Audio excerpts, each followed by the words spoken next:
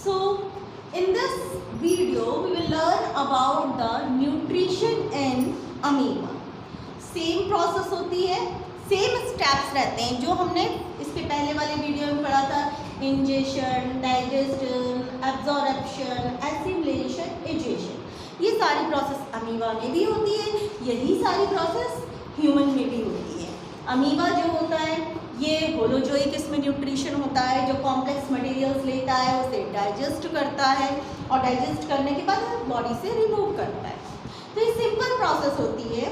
Amoeba जो होता है यूनिसेलुलर एनिमल्स होता है जो गंदे डर्टी वाटर में पाया जाता है और अमीबा का स्ट्रक्चर कुछ इस तरीके से होता है। अमीबा में जो ये दो प्रोसेसेस निकले होते हैं, इन प्रोसेसेस को हम क्या कहते हैं? सीडोपोडिया कहते हैं।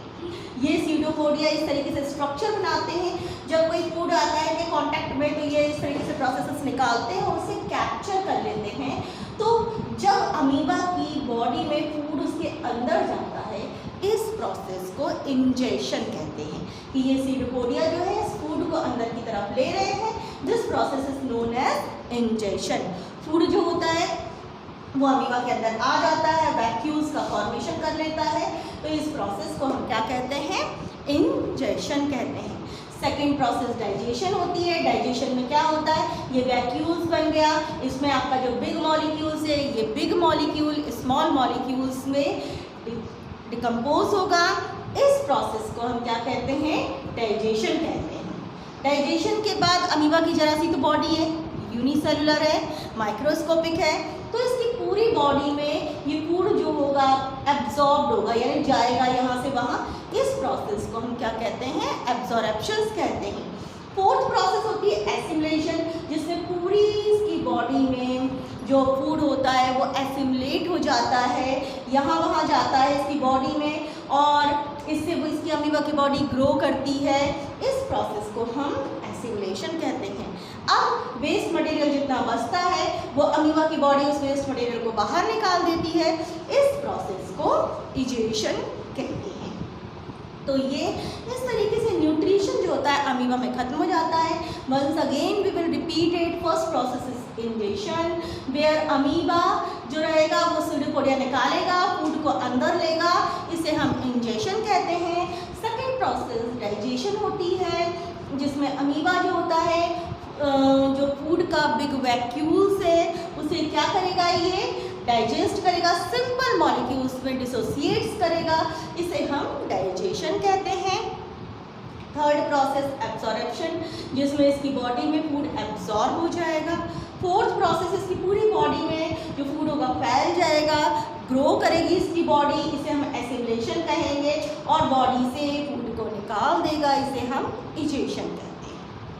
तो ये अमीबा में डाइजेशन खत्म होता है। अब हम देखेंगे ह्यूमन में किस तरीके से डाइजेशन होता है। Nutrition in human. ह्यूमन की जो एलिमेंट्री कैनाल होती है ये 9 मीटर लॉन्ग होती है। कितनी लॉन्ग होती है? 9 मीटर लॉन्ग ह्यूमन की एलिमेंट्री कैनाल होती है।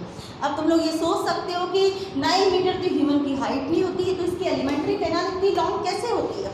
इसकी एलिमेंट्री कैनाल इसलिए लॉन्ग होती है क्योंकि इसमें कॉइल के फॉर्म में स्मॉल इंटेस्टाइन में 6.5 मीटर जो होती है आपकी इंटेस्टाइन जो होती है इस तरीके से पाई जाती है, इसलिए 6.5 मीटर और बाकी ह्यूमन के जो दूसरे ऑर्गन्स है उसको मिलाकर इसकी एलिमेंट्री कैनाल जो होगी कितनी होगी? 9 मीटर लॉन्ग होगी।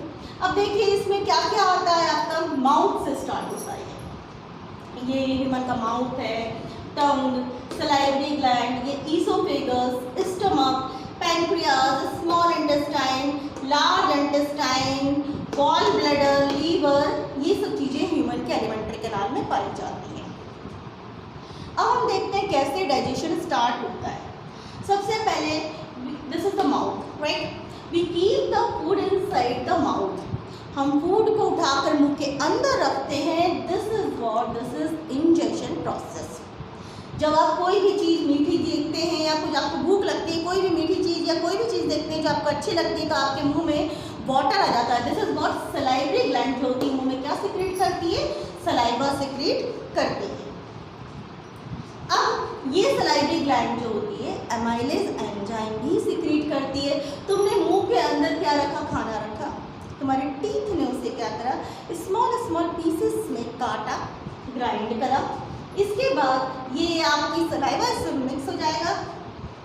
टंग जो होगी इस खाने को कहाँ फेंकेगी, पीछे की तरफ फेंकेगी, पीछे की तरफ आप। अच्छा, इसके अलावा ये जो अमाइलेज एंजाइम आपके माउथ में पाया जाता है, जो आपका डाइजेशन की प्रोसेस होती है, ये माउथ से ही स्टार्ट हो जाती है। ये अमाइलेज एंजाइम जो हम खाना खा रहे हैं उस स्टार्च को किस में कन्वर्ट कर देता है, सिंपल शुगर में कन्वर्ट कर देता है।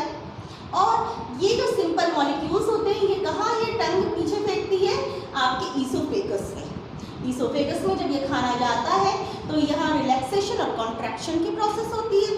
जो ये आपका पाइप रहता है, इस पाइप में पेरिस्टाल्टिक मूवमेंट की प्रोसेस होती है। ये जो पेरिस्टाल्टिक मूवमेंट होता है, खाना आया, ये थोड़ा सा फूला, रिलैक्स हुआ, फिर खाना नीचे आएगा, फिर कॉन्ट्रैक्ट होगा, फिर फूलेगा, फिर रिलैक्स होगा, कॉन्ट्रैक्ट होगा।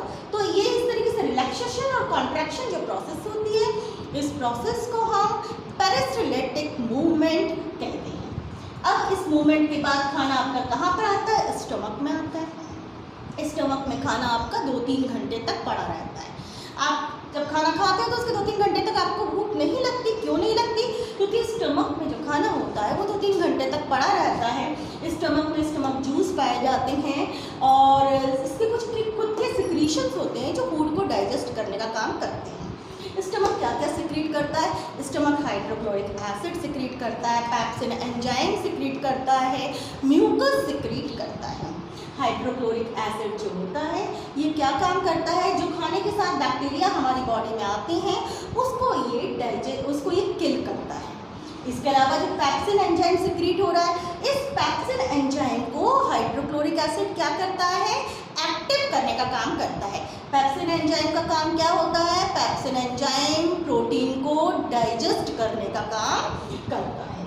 और म्यूकस सिक्रीट होता है। अब ये हाइड्रोक्लोरिक एसिड क्योंकि खतरनाक होता है आपको पता है, लेकिन डाइल्यूट अमाउंट में बॉडी में सिक्रीट हो रहा है, लेकिन ये आपके स्टमक की वॉल को जला सकता है, इसमें ब्लिस्टर्स फॉर्म कर सकता है, फफोले फॉर्म कर सकता है। तो स्टमक म्यूकस सिक्रीट करता है। म्यूकस जो होता है आपकी स्टमक की वॉल का हाइड्रोक्लोरिक एसिड से सिक्रीशन से आपकी वॉल को बचाता है।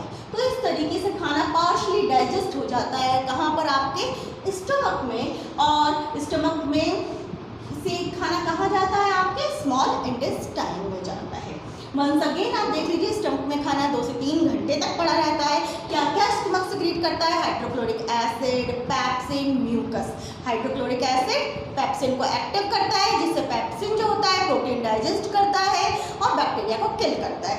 म्यूकस जो होता है हाइड्रोक्लोरिक एसिड से प्रोटेक्शन प्रोवाइड करता है आपकी स्टमक की वॉल का। ठीक है, खाना पार्शली डाइजेस्ट होकर कहाँ आता है, आपके स्मॉल इंटेस्टाइन में आता है। अब ये जो खाना आया है ये कैसा, एसिडिक है, क्योंकि इसमें हाइड्रोक्लोरिक एसिड मिला हुआ है। अब ये जो लीवर होती है, this is the biggest gland of human body, ये क्या काम करती है, ये बाइल जूस सिक्रीट करती है। और ये बाइल जूस आपके कहाँ पे कलेक्ट, ये ग्रीनिश येलो कलर का बाइल जूस होता है, ये कहाँ कलेक्ट होता है, गॉल ब्लैडर में जाके स्टोर होता है। अब ये गॉल ब्लैडर से बाइल जो होता है वो कहाँ जाता है, आपके स्मॉल इंटेस्टाइन में जाता है। ये स्मॉल इंटेस्टाइन में जाकर जो खाना आपका एसिडिक है उसे अल्कलाइन करता है, अल्कलाइन करता है, बेसिक बनाता है, जिससे खाना आपका न्यूट्रल हो जाता है। इसके बाद इंटेस्टाइनल, इसके अलावा ये जो बाइल होता है ये लिपिड्स मॉलिक्यूल्स को भी ब्रेक डाउन करता है, फैट मॉलिक्यूल्स को भी ब्रेक डाउन करता है स्मॉलर सब्सटेंस में। इसके अलावा स्मॉल इंटेस्टाइन में इंटेस्टाइनल जूस होते हैं, ये इंटेस्टाइनल जूस लाइपेज होता है आपका, पेप्सिन होता है, रेनिन होता है, ये भी जो होते हैं डिफरेंट बिग मॉलिक्यूल्स को स्मॉल मॉलिक्यूल्स में डाइजेस्ट करने का काम करते हैं। स्मॉल इंटेस्टाइन जो होती है, ये स्मॉल इंटेस्टाइन जो होती है आपकी 6.5 मीटर लॉन्ग होती है and this is the complete site of digestion. अक्सर बोर्ड में क्वेश्चन आता है कि which is the complete site of digestion. Small intestine जो होता है ये कंप्लीट साइट जो होती है डाइजेशन की होती है।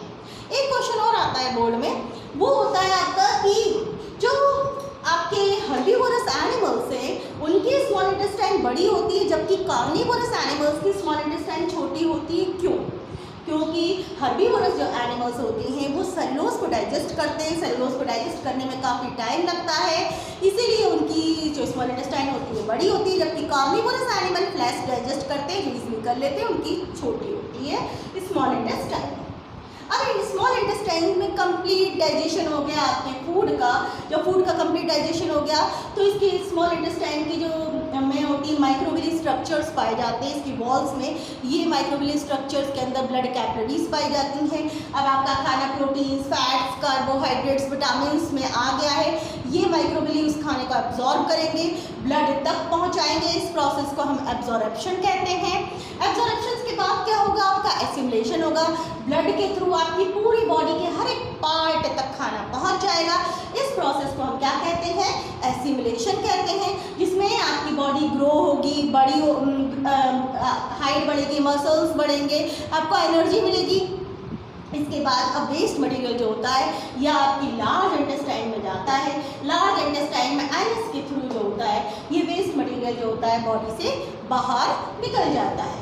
और इस तरीके से ह्यूमन में न्यूट्रिशन जो होता है मिलता है। ये ह्यूमन में डाइजेशन स्टेप अमीबा के भी सेम है, स्टेप ह्यूमन के भी सेम है, लेकिन ह्यूमन की बॉडी कॉम्प्लिकेटेड है। अमीबा बेचारा सिंगल सेल है, हम भी आर द मल्टी सेलुलर, हमारे पास हर एक के लिए अलग सेल है, अलग टिश्यूज़ है, अलग वर्क्स है, तो हमारा जो न्यूट्रिशन है थोड़ा कॉम्प्लिकेटेड है।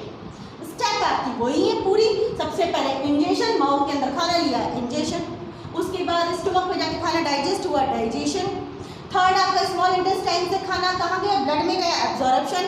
फोर्थ पूरी बॉडी में पहुंच गया, क्या हुआ, एसिमुलेशन। उसके बाद वेस्ट मटेरियल एनस से जो होगा बॉडी से लार्ज इंटेस्टाइन से बाहर निकल जाएगा, इजेशन। तो ये न्यूट्रिशन आपका इस तरीके से कंप्लीट हो जाता है। इसके बाद आप इसमें कुछ इंपॉर्टेंट क्वेश्चन जो आते हैं वो जरा सुन लीजिए। पहले पूछते हैं what is the function of hydrochloric acid. Hydrochloric acid का फंक्शन क्या होता है? Hydrochloric acid kill the bacteria. ये क्या काम करता है? बैक्टीरिया को किल करने का काम करता है और पैप्सिन एंजाइम को एक्टिव करता है कि वो प्रोटीन डाइजेस्ट करे। What is the function of mucus? Mucus क्या काम करता है? म्यूकस आपके स्टमक को बचाता है। किससे बचाता है? जलने से बचाता है, ब्लिस्टर्स से बचाता है, एचसीएल से बचाता है। इसके अलावा लीवर जो होती है बिगेस्ट ग्लैंड होती है जो बाइल सिक्रीट करती है। इस बाइल का नेचर कैसा होता है? एल्कलाइन होता है और ये जो होता है आपके जो फूड को कैसा बनाता है? न्यूट्रल कर देता है। इसके अलावा खाना माउथ से स्टार्ट होता है, ये क्वेश्चन भी पूछ लेते हैं। एमाइलेज एंजाइम का क्या फंक्शन है? एमाइलेज एंजाइम जो होता है स्टार्च को सिंपल शुगर में कन्वर्ट करता है। तो ये पूरी प्रोसेस बहुत इंपॉर्टेंट है। इस चैप्टर में से 6 नंबर के क्वेश्चन आते हैं लाइफ प्रोसेस में, तो हर एक प्रोसेस को आप अच्छे से पढ़िए, इसे रिवाइज करिए और लर्न करिए।